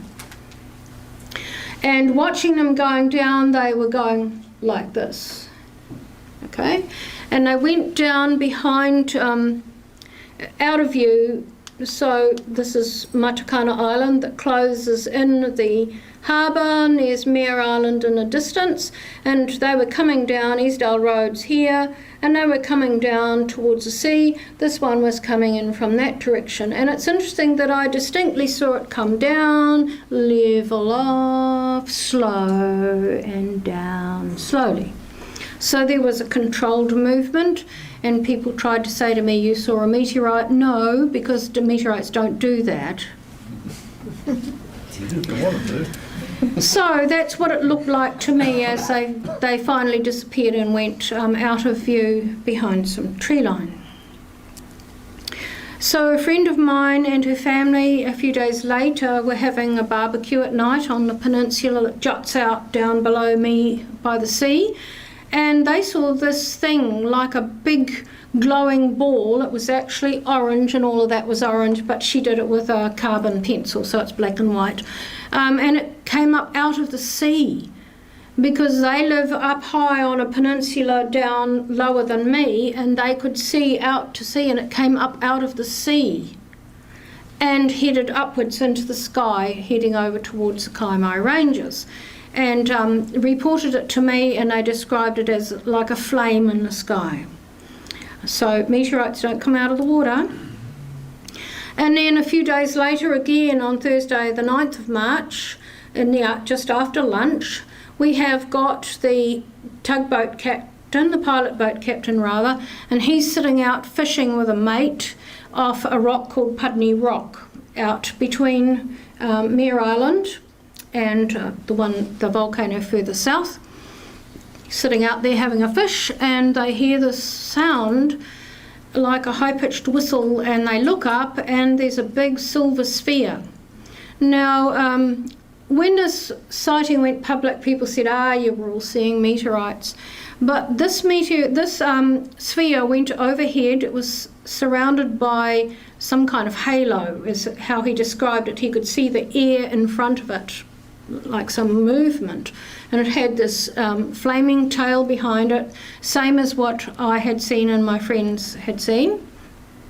But the interesting thing is that as it came in over the sea and over the lowland, it was at quite low altitude, and it had to go up to go over the Kaimai Ranges. No, meteorite's not going to do that. So a few days later, in the newspaper over in Waikato, I was alerted by a family member that there was an article there talking about an air traffic controller who had seen something from the control tower. And of course, the director of Carter Observatory in Wellington was pontificating that people had seen a meteorite, and that was because he hadn't actually talked to any of the witnesses like we eventually did. So this was when I first contacted this air traffic controller, Graham Opie, who'd seen it from the control tower, and talked to him and got to know him, interviewed him, discussed what he'd seen, and eventually asked him if he would like to be a consultant for UFOCUS NZ in terms of aviation. And he said, I'll have to ask my bosses at CAA, which he did, and they said, go right ahead. So he became, first of all, a consultant for us. We could ask him questions about flights, where aircraft were at certain times, and he would find out for us through CAA and air traffic control. He would examine photographs and descriptions and tell us whether that was a flight coming in from Gisborne or whether it really was a light in the sky. So that was really wonderful for us, and we gave him the nickname the credibility factor, because whenever we were in later years interviewed by the media, much more credence was given to what Graham had to say than any of the rest of us on the team, because he was an air traffic controller and a pilot, private pilot.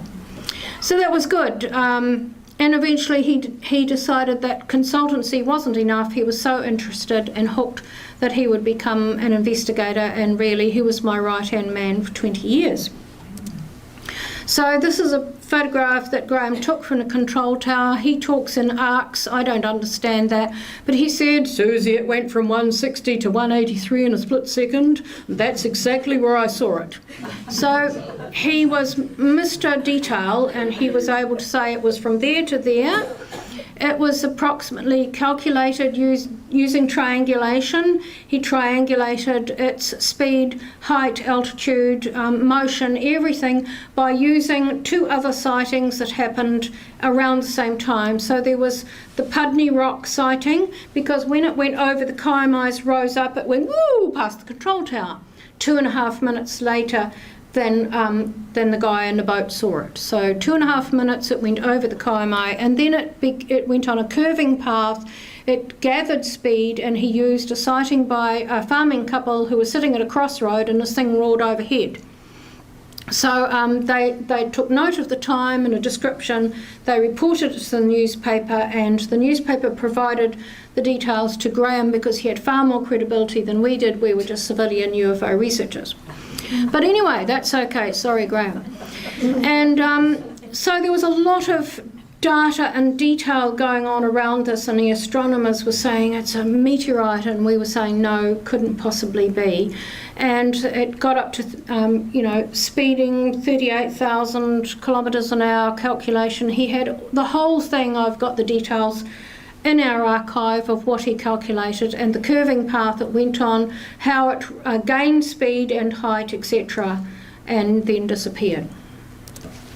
That's Graham's painting of it. He was so hooked. Now, isn't that so very much like what all the rest of us saw? And that was a daylight sighting that he had, of course. And there we can have a look at the 4 drawings and images and see the likeness. And that's the curving path that it took. There's our slumbering volcano, and it came on a curving path over Tauranga, past the south of the control tower and out over the other coast, rising in altitude rapidly as it went. And that's Dr. Frank Bateson, who was a retired astronomer, world-renowned New Zealand astronomer actually, who lived in Tauranga, and I went and visited him, and I laid out all the details to him and said, what do you think? And he said, well, so it wasn't a meteorite. And I said, what do you think it was? And he said, I can't say what it was, and I'm not going to attempt to say. I know what might be in my mind, but I'm not going to voice it. But it was not a meteorite. Now let's look at what was happening around about 1995 when this was happened in March. In February there were earthquake swarms across the East Cape, which is pretty much going out the other side of New Zealand. It's the big cape that sticks out on the right hand side. They have a lot of earthquakes there, and that activity is related to the central North Island. You've got all these fault lines running down in a southeasterly direction, so there were a lot of earthquake swarms around about then. In March and June, remember this sighting happened in March, there was seismic activity under Mount Ruapehu, and in June Mount Ruapehu erupted spectacularly. And in August and September, there were further eruptions that carried on right through to 1996. So this, in terms of volcanology, was quite a significant period of time where there was this massive eruption stage, and there was the seismic activity right throughout the central North Island as well. So once again, was this being monitored? Was something being learnt by someone? Were these sightings coming in off the sea, coming in over the central North Island? And did they have something to do with what was happening? Although it was not seen across the Central Plateau, it was seen just north of the Central Plateau. So we're just looking at, well, what happened around about the time of this sighting? We're not saying it was necessarily connected, but in general there is some close connection with many of the sightings that happen around these activity times. So there's Graham. That was a photo taken of him by the newspaper when an article was done about us both. They very cleverly captured a Cessna or a small aircraft coming in looking a bit like a disc in the sky and the aircraft behind him. Mm-hmm. But I want to tell you something he shared with me before he passed away, and he gave me permission to use this and talk to people about it. So this last piece of my speech, I'm going to draw together his sighting, which occurred around about the time of seismic volcanic activity, and his perspective and what he discovered about himself and for himself. So during his long illness of 2.5 years, he began to question many things. He had originally had a religious background, and then he moved away from that. He was a pilot, he was an ATC, he was a very upright person, he was very well known. He worked for a lot of charity and community groups, and was a family-loving man and just a thoroughly wonderful person. And he used to say to me, I have no idea why this happened, Susie, that you and I should become such good close friends and colleagues. There must be a reason for this. And I didn't say too much to him at the time, but when I first met him, he was nuts and bolts, and he did not really want to know about contact. And as he got to know me and realised I wasn't just a sighting investigator, I was also an experiencer, he had to overcome that hurdle. He'd now gone public working with someone who was also an experiencer. So there were these little hurdles that this man, who was a perfect example of what will happen to a lot of people in the future and has happened to a lot of witnesses already, is that there's little hurdles you have to jump, because once you've had one experience, then something else happens and you have to jump that one and assimilate that and acclimatise to that. So I saw this happening with Graham for 20 years until he became my closest supporter of what I was doing in the contact field. And in my book, in one of the chapters, I write about how when I was an 8-year-old child, I was in a room on a craft with greys, and they said they wanted to introduce me to a group of souls who would work with me when I was an adult. Some of them had already incarnated, some of them had not yet incarnated, so they would be younger than me when they incarnated.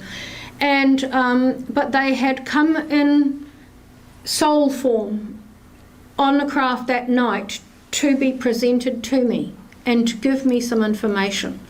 So they were brought to me like a bunch of coloured balloons is how I described them. And the greys left the room and left me to work with this, do something with it as a child. And they would come up to me one at a time and because they are an intelligent consciousness electric ball, right? That's your soul. And they were able to project into my mind futuristic images. Now, don't ask me how they can do that, but that's what happens on craft all the time. You're shown futuristic images. This could happen in the future. Here it is, look. How do they do that? So I was shown images. I could see faces, not in the orb, let's get that clear, because there are some people who talk about faces and orbs. It was not in the orb, it was being placed in my mind, in my psychic vision, where I could see faces. And one of those faces, when I met Graham, I knew immediately that he was one of them. So you see, you have this link that this person you meet at the right time in your life, when you're really trying to do something and develop your network and get a book written, etc., and gain some credibility in the public eye for the subject, this person just comes in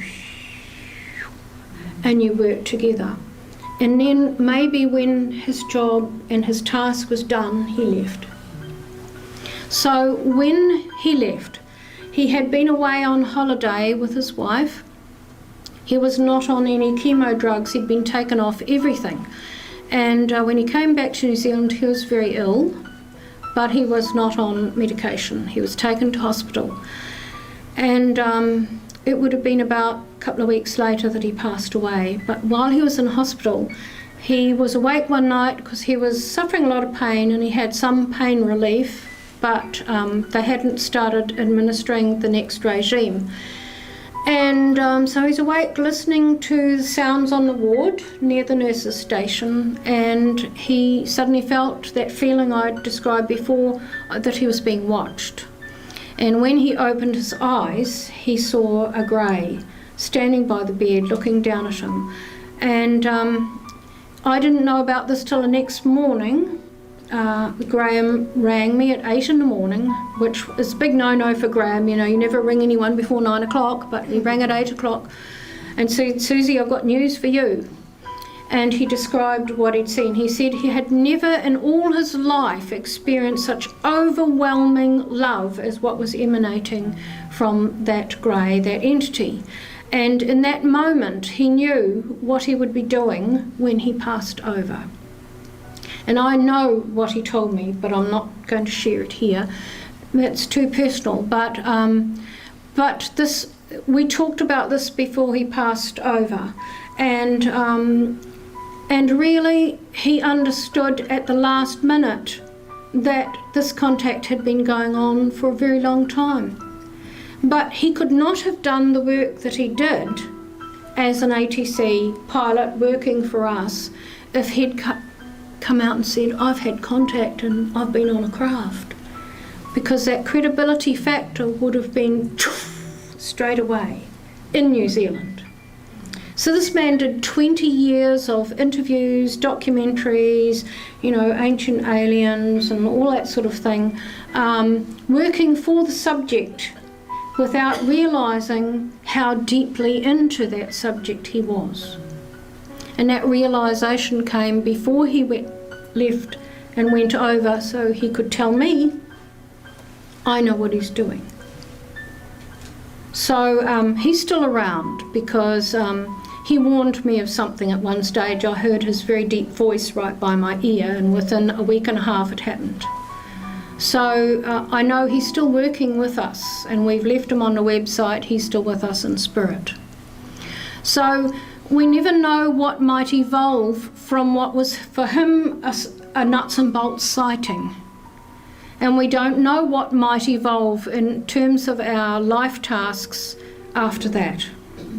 And it may be that it's not till the very end of our life that we have an understanding of it, so that when we pass over, we're ready to get straight into it. What on earth's happening in the contact field? Well, a few people have asked me. Some researchers are creating the field rather than researching it. And how very true that is. I look around at what's happening in the field today, and there are researchers out there who are taking their pet theory and they are creating such a fantastic advertising drama around it that every time they state it, it becomes gospel to everybody. And there's not enough critical thinking out there of people going, hang on a minute, does that really make sense?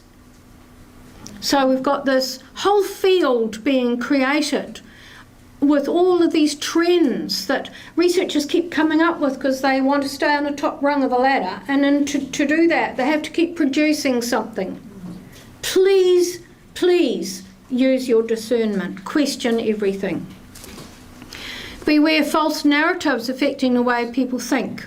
There are many people out there who've got mistaken ways of thinking because they want to belong to something. They want to be part of something, and they're not thinking about that something. Please use your discernment. I talk about the three waves. The second wavers are the people around my age group who have had abduction, contactee and experiences on craft, okay? Now, they are a massive group of people and they are finite. That means they're not still being born into. Some of the people from the first wave that I describe are still being born into. The third wave, who are going to take us into the future, are still being born. This is a massive finite group for a reason. And many of those, like Graham, don't yet know what their role is and how they've been part of something. And many more of them are going to start coming forward, and we're going to have people and personnel to deal with that. And the best people to deal with it are either people who've worked in a field a very long time or other experiencers. Please, please be very careful of researchers who are billed as experts but who are not. Many current experiencers are falling silent and joining activist or environmental groups, etc.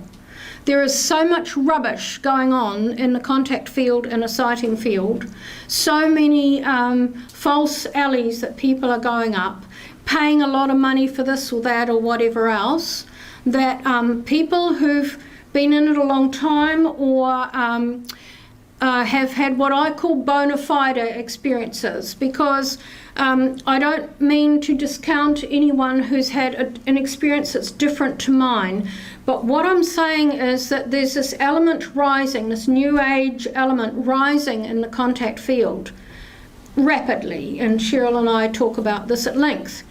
And this new age thing is diluting everything, and they are actually calling people like me who've been on a craft nuts and bolts experiencer. Oh, we don't need to go on a 3D craft because we're 5D. We just shut our eyes.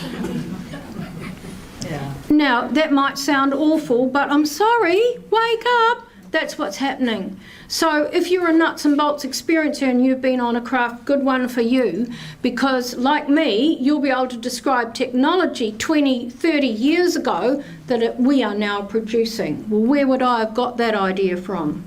Did I make it up and hope like hell that we'd produce it one day so I could say, see, I was right?